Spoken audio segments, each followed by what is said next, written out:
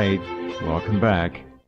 There's a knock at the front door a couple minutes ago, and I opened the front door, and guess who's standing out there? Well, step up, young man, and say something. Hello there, Jeff. That's it. That's better. Come on in, Jordan. Sit down. Thank you. I don't want you standing out there in the cold. Freezing cold, yeah. No, it's global warming. It's been 56 in the evenings here sometimes. It should be in the 20s at night. Forget it. It gets down in the mid-40s and that's it. So, yeah. Things are not like they used to be. Sit down. It's good to see you again. Well, thank you. What the hell you been doing? Pleasure being here. What have you been doing? Questioning my sanity. Well, you can question mine too while you're at it. Go right ahead. Yeah. I have just been looking at the work I've been doing all these years since 1959. It's over almost 60 years I've been doing what I do, and I'm wondering, it's very difficult to continue to do what I do, knowing that so many people just don't get it. They don't really get the importance of what is going on in the world we live in. And I've tried to do the best I could without being offensive. I don't want to be, I don't want to be offensive to anyone. I'm just trying to wake people up to the reality that nothing in the world works the way you think it does. Nothing. And the more I now look into this, after 59 years of doing it, it's finally occurring even to me. The profound depth of how much of our life is based on lies. Virtually every facet of our life in this world is based on misunderstandings, miscomprehensions, downright lies and deception. And it is overwhelmingly obvious to me that every institution in the Western world, I don't care about the Eastern world, I care about my own country and the people. And every institution in our world that we live in today is corrupt beyond belief. And it brings up the question as to whether there's any hope. You're right. Misinformation, disinformation, lies, deceit, reverse projection, the most heinous criminality and subhuman lack of morals you could even imagine is what we are literally looking at as our alleged government. That's all. That's it. It's all a lie, as Jordan said. Virtually everything we are told to one degree or another is a lie, a deceit, and a fraud. And I'm sorry if that sounds just a drop negative, but that's the damn truth. And if we don't look at reality, which is what Jordan's been trying to do since 1959, the year that Mario Lanza died, and the same week that Errol Flynn also died in October, you've been at this a long time. Yeah, I have, and it's really cost me a lot. It's cost me a lot to do what I do. Believe me, very few people will realize the kind of cost that you pay when you go against the grain, when you go against the crowd. Wherever the crowd was going, just by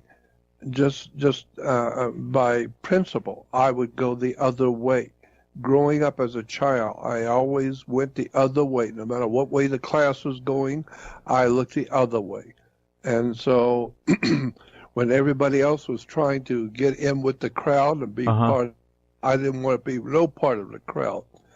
Everybody's going to the game. I'm going to the library. I want nothing to do with the crowd. I was never a joiner either. I agree. I know.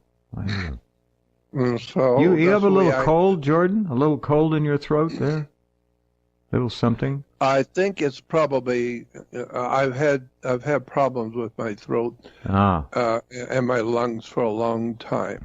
Well, you sound fine. It's just I can tell. There's a little something there. Yeah, and I feel fine. I feel all right, but it's something that's been with me for quite a few years. Yeah. I have a problem with my heart and my lungs, and it's affecting my intake of air. And I know what it's caused from. But Jordan, the only problem you have with your heart is that it's too damn big for one human being. You're an Yeah. extraordinarily giving man, and we've known each other for a long time. And I have never met anyone who gives more than you and who has absorbed more abuse for the simple act of giving and sharing than you have. And it's the truth. You have been Well, victimized. You're no victim, but you've been victimized. And I'm here to tell all of you listening that no one has given more to all of us than this man you're listening to right now. well, no good deed goes unpunished. Damn right. And I'm just amazed at how the world works. The more you try and help other people, the worse it gets, and the worse it gets for me in particular. And so, You know the thing, Jordan, excuse me. I got to say one more thing here. The layers of deceit are really extraordinary. It's not just one layer of lies we're getting. This is being played on. We're being played on multiple levels all the time. And this is one of the places you can go and get a reasonably close approximation of reality, this program on this site. And I'm not saying it's perfect. It's not. But we sure do bust ourselves to try and make it as good as it can be. And it's not easy. I totally agree. Totally agree. It's not easy. And when you go against the grain, you go against the powers that be, and you start talking about things that other people don't want to hear. And it's very difficult. I think it was Sinclair Lewis many years ago said it's very difficult to get people to believe something that their salary depends on them not believing it. Yeah. It's true. That's good. Yeah, and so I told you a secret I've learned over the years. I mean, I'm giving you some secrets I've learned. One thing, and I've told you this before, I'll tell you again. People will always support financially and in every other way things they want. They will not support what they don't want. People will buy the clothes at this particular stores that they like to go to and wear the clothes they want to wear. Yeah. And they will find, and it doesn't matter what it costs, they will pay whatever it is to support the store and buy the clothes they want to wear. They will not go where they don't want to go and wear the clothes they don't want to wear. The same thing is true in restaurants. People will go to eat where they want to eat, not where they don't want to eat. And they will buy the food that they want and not what they don't want. So the bottom line is people will pay and support what they want. They will not pay for something that they don't want. And the one thing that history has taught us, we learned nothing for the past 5,000 years, the one thing, generally speaking, not every human, but generally speaking, people don't want, and that is the truth. They don't want to hear the legitimate, provable, in your face, obvious truth. No, that's where that expression, the inconvenient truth, came from. It's not convenient for most people. It gets in the way. That's exactly right. It's exactly right. And so therefore, the people who are doing really well in the world that we live in today, flying their jet planes around with their diamond rings and Rolex watches and making millions of dollars a year, those people are giving to the world what the world wants to hear. This is why you go on Sunday morning television and watch all the TV preachers talking about all the wonderful things the Lord's going to do, and the Lord's going to do this, the Lord's going to do that. And the people love it. They just can't get enough. And so therefore, the bottom line is this. If you can go on a television show or radio and tell people that what they already believe to be true is provably true, if you can go on and show people that what they already believe is absolutely the truth, and you can make them understand it and believe it, they will love you because they already know the truth. They already have it in their minds. And now you have come on as a spokesman and someone with authority, and you have shown them that what they believe to be true is absolutely true. They will then support you. They will be happy and delighted to support you, to hear what they want to hear. But if you come on and tell them, darlings, I'm sorry to tell you that everything you've ever been taught in your school was a lie. The whole entire superstructure of Western civilization is a lie. The whole thing. As a matter of fact, the human family on the earth has been born and raised into a world of lies. No matter where you live, it's corrupt.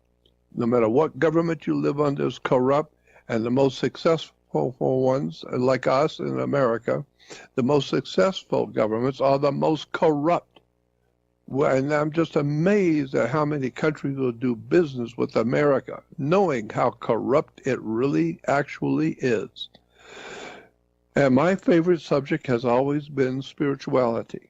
I've always been interested in the spiritual matrix that we live in, and the spiritual stories that we are given in theology. And that's been my subject all my life. I have loved theology. I understand it well. I don't learn from, I don't look at the occult world to learn from it. I learn about it. That's a big difference in joining a church to fall in line and to believe. I have looked at religion to find out, where did it come from? Where did these ideas develop originally? Where do our ideas about God and religion come from? Well, it goes back into the ancient Middle Ages, the ancient times of the world, and we're still believing the same things we always did believe. And it's nothing but lies and deception. And of course, today we're beginning to see that more and more, whether we like it or not. People who are religious are beginning to see that the religions that they have are not working. You can call out to God, you can pray on your knees and crawl on your knees like they do in Mexico, crawl on your knees to the church and ask God, to protect you and to take care of your family and to give you a secure life, and then turn right around with the wars and violence and revolutions and alcoholism and drug addiction and murder and and child trafficking and God knows everything else that's going on in the world. Just keep praying, and it's just getting worse and worse by the day. And the reason, and I like that quote from the scientist Albert Einstein. Albert Einstein said the world is a very dangerous place, not because bad people do bad things, but because good people don't do nothing. They just accept whatever happens and go with the flow as long as nobody bothers them, and their bellies are full, and they got their ball game and their air conditioner and their Don't forget the beer and the pizza. Yeah. The beer and their ball games, that's the main thing, is their ball games. God knows. Have you ever wondered how many games in the Western civilization depends on a ball? I mean, they got baseball, softball, football, soccer ball, bowling ball, pinball, basketball, golf ball, volleyball, dodgeball, pinball, pool ball, billiards, cricket, rugby. All kinds of games are all based on a ball. This is why, my dad used to tell me when he would have adult family people coming over, he would say, go out and play ball. And I realized that term, go out and play ball, implies just go out like everybody else, you dimwit. Go on out there and just do what everybody else is doing. They're stupid and ignorant, and they're going nowhere, and that's what you are. You're stupid and ignorant, and you're not going anywhere. So go out and play and be a team player and be like them. And so I realized that people, generally speaking, do not want you to be successful. I've learned that a long time ago. People that's do right. not want you to be successful. They don't like peer pressure. They don't like that. No, you're supposed to stay in the flock, stay in the herd. You step out of line, you're going to get your butt kicked. That's exactly right. Yeah, but they always ask me, well, how many children do you have? I said, I have none. well, my God, you've been married, you don't have any children? No. And I asked them, how many people have wondered about my having no children? I mean, have you missed my children if I don't have any? My God, you got 7 billion out there. If I add 2 more, who the hell's going to know? So I don't need to have children. I'm smart enough to look at other people's lives and learn from examples. I've been around the world enough to know what life is like, and I have no idea in the world about tying myself down to a family at these last and final days of the Western civilization. I know what's coming. I know where we are, and I know where we've been, and I know where we're going. And I'm scared to death of the future. And this is another thing that bothers me. One of my pet peeves is so many people look at America today as if it's been here for 11,000 years. Isn't that the truth? Oh, Jordan, you're right. It's always been the same way. You've always had a 7-Eleven. You've always had hospitals. You've always had baby diapers. It's always the way it's been. You can get fried chicken anytime you want it. Everything has always been here the way it's always been, so don't have to worry about it. Just have all the kids you want. Go on out and have 14 more kids. That's right. And, and it doesn't matter. There'll always be plenty of Pampers, and there'll always be plenty of diapers, and there'll always be grocery stores with plenty of food, and there'll always be great cars and football games. And the life has been this way for thousands and thousands of years. When in point of fact, no, the world you live in today with all the fineries that we live with telephones and entertainment and food, has not been here for thousands of years. And it could be gone in a day. It could be gone because any government that's more powerful enough to give you what you want is powerful enough to take it away. And so I know that at any day, at any moment, we could have a major tragedy hit the earth. We could have a comet or a volcano erupt. That's right. Anything that could disrupt the whole entire human race. The electrical systems can be shut down across the earth. And one wrong move by the sun, and our entire earth is shut down electrically. You know what the Department of Homeland Security just did?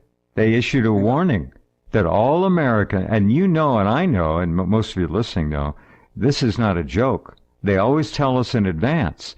The warning, Jordan, was that all Americans must be prepared to be without electricity for at least 6 months. Well, can you imagine that? Nope. Take 1 week and we're back in the Stone Age. That's all it would take. That's right. I mean, all business is dependent, as one writer. Oh, it's done. My friend, as my dear friend, what was his name? Joseph Farrell. Joseph Farrell brought out that all of our business on the earth is done by satellites. Everything is communication with computers and satellites. All business, spelled A-L-L, all. And if the sun does something, if it burps, we're going to have an enormous shutdown of Chinese power hackers on the earth. do something. They've already been to the central control of our entire electric grid system and left their calling card. They could knock it down. There are a lot of things that could knock it down. You're right. And we'd be right back. You dial 911, good luck waiting. Ain't nobody coming. You better be ready. And that warning from the Department of Homeland Security went by, and nobody paid much attention except us. And they were serious. They tell us what's coming. They tell us. And the reason why is because they know they're going to make it happen. That's how they know it's coming, because they're going to do it.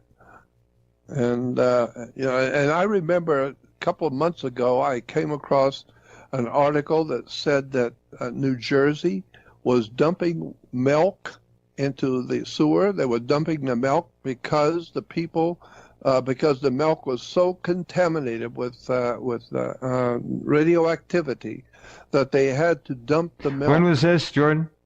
This was a couple of months ago. Yeah. They said that on the East Coast, the milk was so contaminated that they could not let people drink it. Now, my point being That's on the East Coast. What in the hell does that tell you about the West Coast? Yeah. It's got to have come past us and gone back to the East and contaminated fluids and That's right. foods so bad that they can't That's even right. eat it. It's That's so right. bad in New England. What And- about us? My God, it hit us first. Yeah. And all the radioactive elements that come from these nuclear power plants, don't forget those, 60-mile radius around each plant. But Jordan's point is simple. It comes across the Pacific in the water, in the air, in the weather systems, and it doesn't stop at California, Washington, and Oregon. It goes right across the country. In point of fact, within 2 weeks, I think it was 2 weeks, the dairy cattle in Vermont were showing radiation in their milk after the Fukushima explosions. That's It what I was went talking about. everywhere. You're right. And it's still coming. Hasn't stopped. It's in the soil, it's in the grass, it's in the trees, it's in the flora and the fauna, wherever you look. The tide pools all up and down the west coast now are dead or dying. You go up into British Columbia, 98% of them are devoid virtually of all the 6,500 plus species of life that used to inhabit the tide pools. It's gone. The North Pacific is dead, and no one will talk about it. And the World Health Organization, a few years ago, I remember distinctly hearing on the news, the World Health Organization said by 2020, I think it was 2020 or 2020, somewhere in the 2020s, there will be no life in the oceans of the world, period. End of sentence.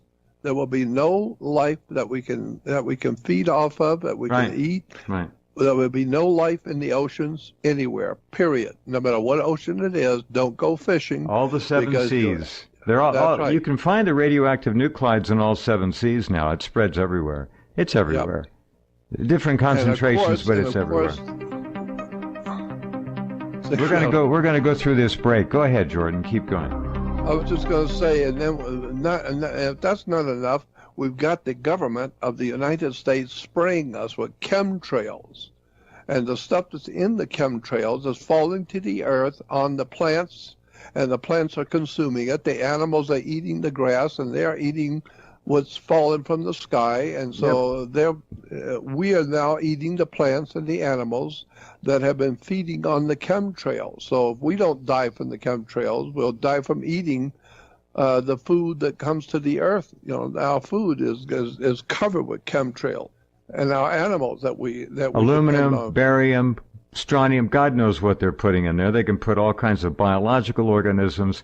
They can put inhalable, swallowable, and drinkable, self-replicating nano machines, little devices that will take up residence in your body and act as transmitters and receivers. Okay? That's the truth. That's the technology we have. They will not tell us about it, but we've had enough programming here over the years. You know where we are. Oh, God, yes. I've been looking at this for years. And then I think, too, the way the world is operating today with people with cell phones. Yeah. Every kid in town's got a cell phone and playing games on the cell phone. And having their that's all the brains kids do. fried on the cell phone. Shame on the parents for allowing this, of course. Their brains aren't even formed. They can't withstand the electromagnetic fields that are being pulsed through their brains. Every cell in their brain is being impacted. Their DNA is being changed. It's sick.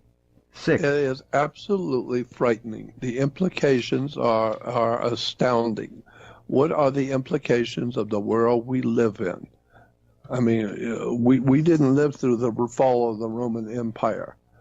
It was a great empire that fell. Well, New York represents the Roman Empire. That's why it's called the Empire State. It's the Empire State of Rome. Rome dominates America. Caesar was referred to as going up on the hill in the morning. And he would go up on the hill. Why? To officiate over the Roman Senate.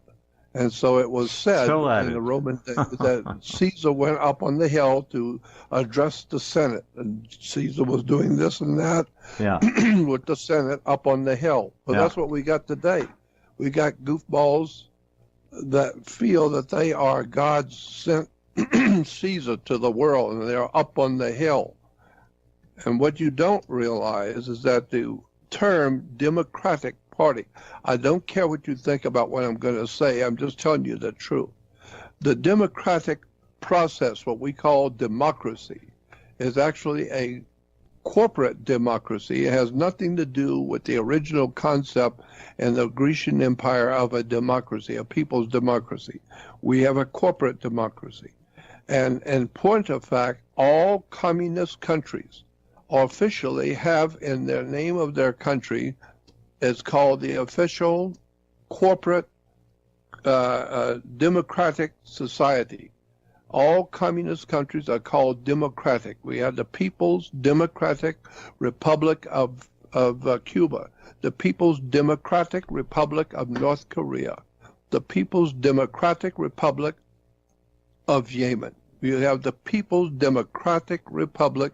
They're all communist countries. That's why we have today the Democratic Party wants the president dead. They talk about that publicly. We should kill the president. He's horrible. He's terrible. Why? Because he's trying to save the United States from what is coming. He's not stupid. I mean, he's proven himself to be wise and smart, and he knows where we are. And you don't have to have you don't have to be a genius to figure out where we're going when your entire superstructure of your government is corrupt, your religions, your educational system. Yeah. You just said something really important, Jordan. Many things, of course, but especially, I believe that this display, this elementary schoolyard fight between Pelosi and Schumer and the Socialist Communist Democrat House and President Trump is devolved into such a Stone Age hatred that they actually do. There are many people who actually do want this man dead. They want him dead. They don't want to defeat him. They want him dead. I think that is clear. Yes. They've said that publicly. The Democratic. Yes. Said he should be killed. He should be assassinated. Oh, the dignity of government, huh? Right. But when you study Marxism and understand cultural Marxism, when you understand, which most people don't, they have no idea in the world what I'm talking about, but if you understand the political background of what we call Marxist communism, you will then know the terms, the words and the terms and the catchphrases and the symbols that were used in the Soviet Union with the coming of the Communist Party in Russia. There are symbols and words and terms, just as you can see symbols today that you know represent America. You see the particular flag, you see the word USA, you know what that means. It's talking about the United States of America. Well, there are words and terms that are used by the Communist Party. And when you understand that, if you study it long enough, most people haven't studied, what I'm talking about for 5 minutes. I've been doing it for 50 years. And if you do study the symbols and the words and the catchphrases and the terms that are used by the Communist Party, you will see it is everywhere in Washington, D.C. The most obvious one ever, the one that was in your face and that even a child could see, was under Obama, when it said on all the newspapers across America, there's a new day for America with Obama. Obama brought to America a new day. That's right. If you go back and look at the Encyclopedia Americana, Britannica, or all the reference works in the library, go look up Soviet Union, and you will see the Soviet coat of arms, which was a sun rising behind the earth with a Roman reef around the earth, and the encyclopedias will tell you the sun rising behind the earth represents the dawn of a new day of world communism to take over the whole world. It's called the dawn of a new day for world communism. Well, when Obama came in, it was in all the newspapers and magazines. It was in your face everywhere. Obama has been elected. It's a dawn of a new day. Anybody who has more than 500 brain cells who has studied Marxism will know what we're talking about is the overthrow of the American Republic in favor of a coming dawn of a new day of world communism, a world prison of slaves, of people who have been, their freedoms are taken away, their knowledge has been taken away, their industrial basis for a living has been taken away. Everything they had, they thought they had, they don't own. It's all And Jordan, they're lining up for it. They're lining up for it. The people love it. And I could show, and I've done that. I've shown people, here's what the communists said when they took over the Soviet Union, when they took over Russia, called it the Soviet Union. Yeah. Here was the symbol. See the symbol? And what does it say there? It says the dawn of a new day for Russia. Obama's logo. Sure. And Obama's logo was the sun rising over the mountains of the east. And it says the sun represented the dawn of a new day. Wake up, folks. Obama was nothing more than a traitor to this country. He sold it for $1. He sold it for money to put in his pocket so he could buy a $10 million home in Dubai while you crawl on your knees waiting for the end of your country. It's all been planned, and we love it. The people could not get enough of it. The people in New York were dancing in the streets. They finally got a Marxist-Leninist, Soviet communist operative into America. And, of course, if you go back and look at the political banners that Hillary Clinton's banners that she was running for president, said the dawn of a new day. For Hillary Clinton to put her in will be the dawn of a new day for world communism. And look Jordan, look at the left, liberal, communist, socialist Democrats getting the incredible media. They're getting constant exposure in the media now. This Ocasio woman.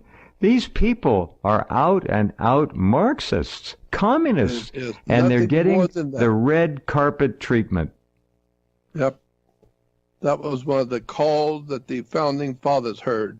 The redcoats are coming. The redcoats. There it is. Yeah, the redcoats were coming. And who were the redcoats? The British. The British were the redcoats. Why? Because Marxist-Leninism and communism was founded by international bankers out of London and out of America. The City of London. Yep. City of London. The corporate city of London. It's an incredible story of betrayal, and what is frightening is that the entire population of a country and of the world today does not seem to have the intellectual acumen to understand any of it. They have no idea what you're talking about. It's all a bunch of bull. It has never stopped. Never stopped. As long as they have that cold beer and their food to fill their belly, and they got the cold beer, they have no idea in the world what is coming to America. I think you might have missed golf ball and ping pong ball, and don't forget matzo ball. That too. Oh, that's it, matzo ball and cricket and anyway, badminton. And isn't it funny? Here's a round orange ball that someone can bounce up on the floor and throw in the air, and it goes through a metal hoop, and they can be paid $20-30 million a year for how often they can throw it through that metal hoop. You think about that. That's right. And the reason why is because our masters, the guys who run this planet from behind the scenes, they know, keep the people happy. Make sure there's plenty of liquor stores on every corner and drug them into oblivion. The price of liquor. That's it. Let them have plenty of alcohol and give them plenty of drugs on the street corner. They are into mainlining drugs. Just drive downtown Los Angeles. It's all there. In all the big cities, there are nothing but gangs and all kinds of criminal gangs that are selling drugs. The entire Western civilization, like the Bible has Jesus saying, by their fruits you shall know them. Yeah. What is the fruitage of our religion and our government today? What is the fruitage of believing in your churches what you believe today? What is the fruitage? The fruitage is we make ourselves feel good. We make ourselves feel holy and good by going to church, never realizing we're conning ourselves. It's a con. These are all cults. They're not religious organizations in the sense that we think of a universal God or a universal consciousness.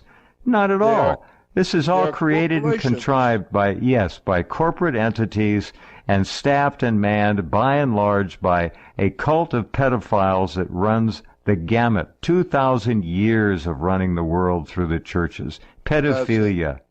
And that's why today churches are divided into denominations. 20s, 50s, and 100s. That's what we call our money. There you go. In denominations. Yeah.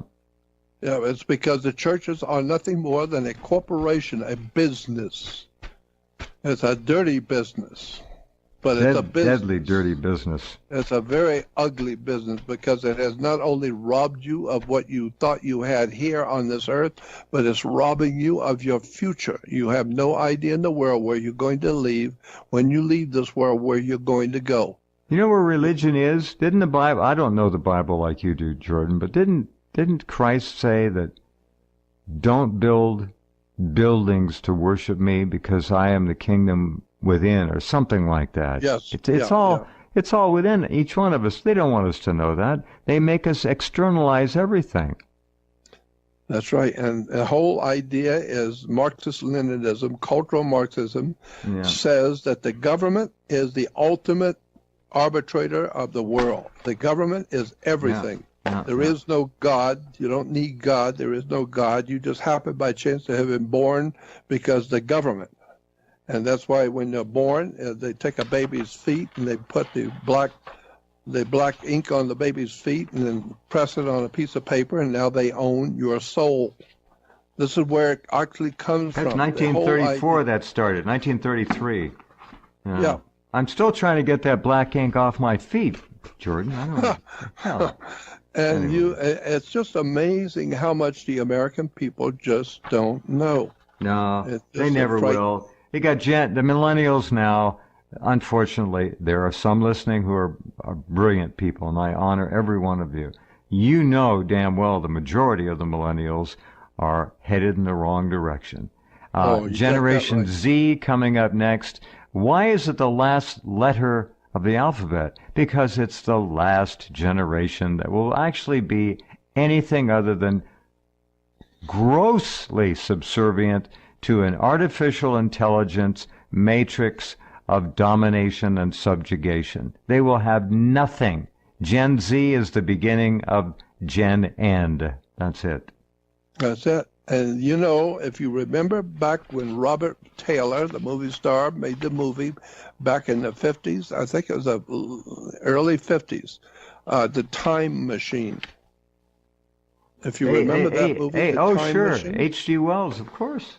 H.G. Wells, The Time Machine. And in the movie, he goes back into time. He goes ahead in time to about our time. This was back in the 50s, and supposedly he was back in the 80s, the 1800s, and he goes ahead into the 20th century and the 21st century, and he finds that all the children all look alike, they all talk alike, they all think alike, and they're totally oblivious to the whole world. They have no idea what they're doing. They just do whatever they're told to do.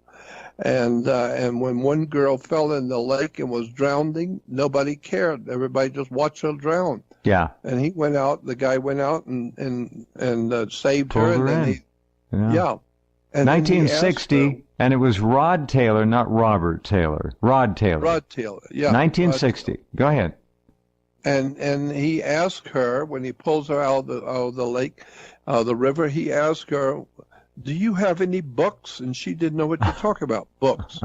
And he said, the books, paper books. And she said, "I think I remember somebody talking about a book, and it was in a temple somewhere." So she took him to an old church from hundreds of years ago, and she went back into the back, and she brought out this a safe, and she opened the safe, and there was a book, not books, a book.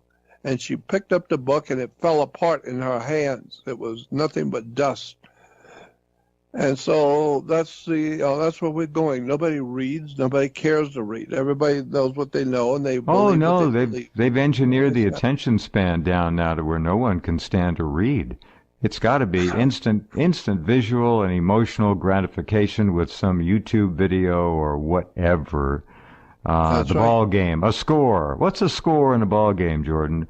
A score in a ball game. Think about it. There's a build up. And there's a score. That's an analogy for the sexual act. Sorry to be a little bit gross.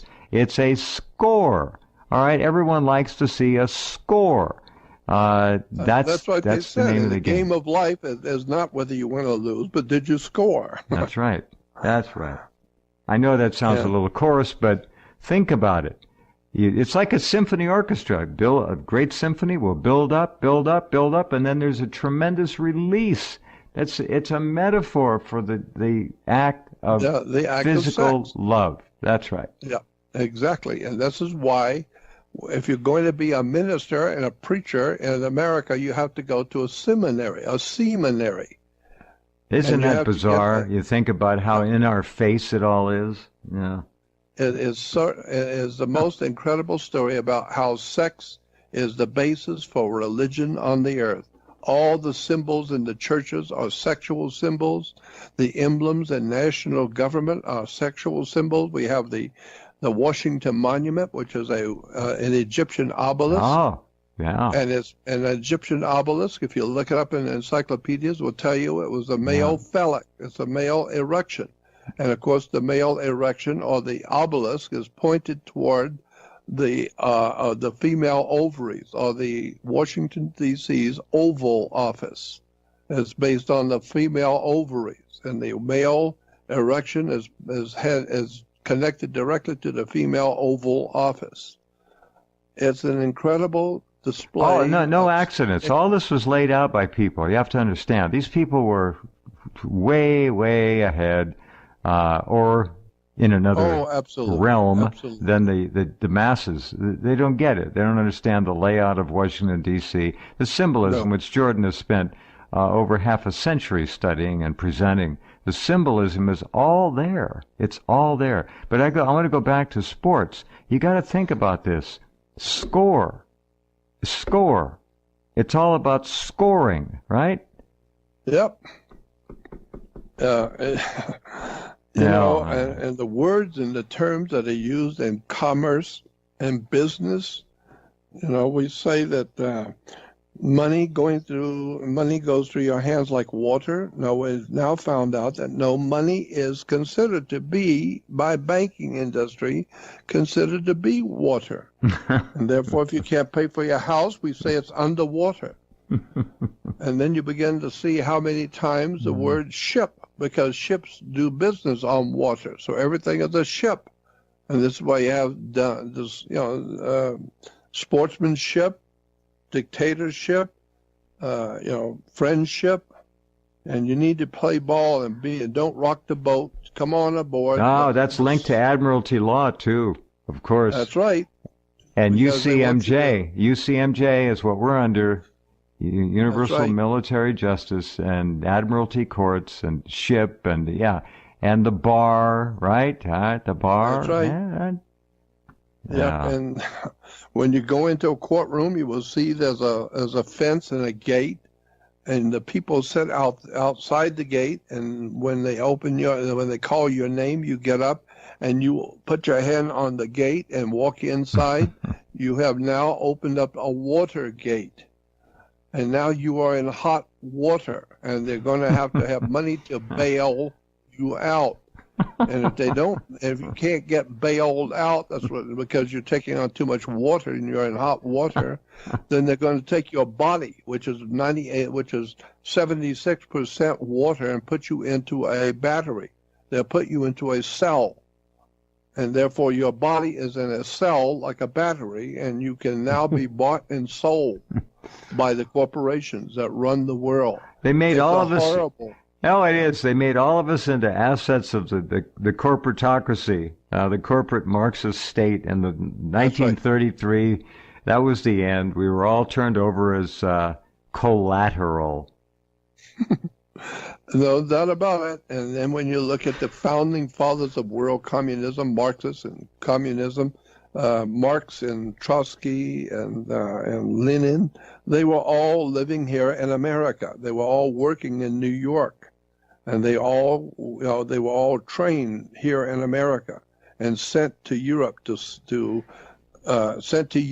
ultimately overthrow the government in Russia and bring about a communist regime.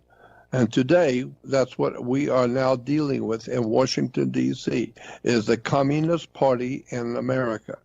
The communist operation today is referred to as a democratic society. Now, we are now all over the world spreading democracy, Marxist, Leninist, Soviet communism.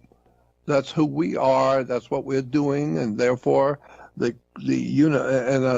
talked about this before, and it's really something that bothers me bad, is that the Joint Chiefs of Staff of the military, Joint Chiefs of Staff, the heads of the Army, the head of the Navy, the head of the Marines, what in the hell are they doing to get a paycheck?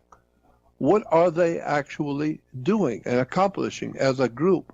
The Joint Chiefs of Staff are, in point of fact, according to my opinion, doing nothing. They are letting the American troops go out into the world, into all countries, to defend the dope rings and all the dope that's being war is a racket. Around. That's Smedley Butler. Yeah, sure. That's exactly right. It's exactly right. And so what is the Joint Chiefs of Staff doing? They're not bringing the troops home to protect our borders. No, they're not doing anything to protect America, the Republic. They just go along to get along and accept their checks, just like the Roman Empire. And one day the empire is going to collapse, and God help your ass when it does. It's going to be horrible when America goes under. Well, the Joint Chiefs of Staff will be in their helicopters and their fancy limos with their girlfriends and their boyfriends, and we won't. Well, it's going to be horrible for the American people. Heading off for their underground bunkers. Look, this is the country's being invaded, clearly, no doubt about around the no clock by no Muslims. That death cult, sex and death cult, that misogynistic sex and death cult, woman-hating, abusing sex and death cult, coming in here, being implanted all around the country like little bioweapon tumors, bringing their diseases and their hate and their Stone Age mentality, and they're just waiting. They're biding their time. Look what they've done to Europe. The same thing will happen here when they get the guns. Of course. We won't be able to stop it. Once they get over, they're going to do the same thing to America that they've done to Europe, and the motion picture big shots in the motion picture business. They are working for. They're working for the enemies, and oh, sure. They're creating the reality. I like the one question one senator asked when they were couple of years ago. I remember they were having some kind of a congressional senatorial hearing, and they asked the Secretary of State. The one senator said, "I have one question to ask you." He said, "I know that you're working hard. I know as a Secretary of State, it's a very difficult job. I know that you're working around the clock, and I know it's very difficult for you." And he said, "You're under a lot of pressure. My question to you is, who are you working for?" Not who pays you. We pay you, but who are you really working for as we pay you? Gee. The implication is you're a traitor. Yeah. You're a traitor to this country. Yeah. You sold your country out for $1. And it's just amazing how much people don't know about what's going on in the world. I've been talking about this for some 59 years, and I'm just tired. I'm not going to be here much longer, and I really would like to finish my work. But it's very difficult when you have nothing and don't have anything, and you can't do much with nothing. And I've tried to do the best I could by just talking, because I don't have the wherewithal. Sharing your brilliance, Jordan, like you do, is the greatest gift that you can give people. They want to hear you. as you said, most people won't read. They'll look at videos and DVDs, and they'll listen, but they don't read much anymore. And I'm not blaming them. They've been taken down with the greatest skill and scientific, social, cultural engineering that I've ever seen. That people have no chance. Electromagnetic frequencies, all of these things are taking everyone to the same damn place. They're not all going to go, but the majority, the great majority are. And that's most unfortunate. You need to talk as much as you can, as often as you feel like it. And you're welcome, as you know, always here.